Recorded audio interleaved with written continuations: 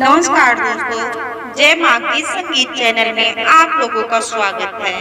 आज मैं एक बहुत सुंदर 15 अगस्त का कजरी गीत लेके आई हूँ। प्लीज आप लोग गुलवाज करके सुनेंगे तो ही गीत का आनंद ले पाएंगे।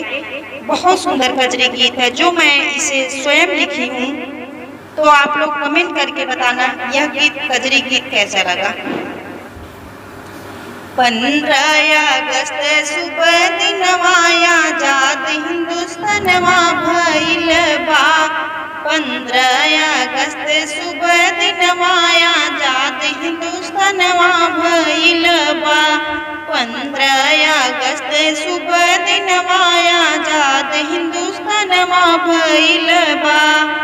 नेता सुभाष चंद्र कैले वकालत, नेता सुभाष चंद्र कैले वकालत।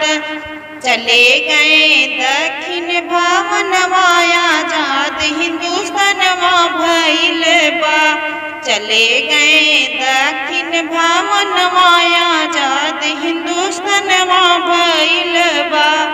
15 अगस्त सुबह दिनवा आजाद हिंदुस्तानवा भइल बा। 15 अगस्त सुबह दिनवा आजाद हिंदुस्तानवा भइल बा। कितने नेता जेलों में रही गए, कितने नेता जेलों में रही गए।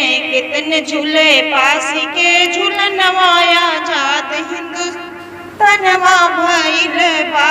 कितने झूले फांसी के झूलनवा आजाद हिंदुस्तानवा भइल बा। 15 अगस्त सुबह दिनवा आजाद हिंदुस्तानवा भइल बा। 15 अगस्त सुबह दिनवा आजाद हिंदुस्तानवा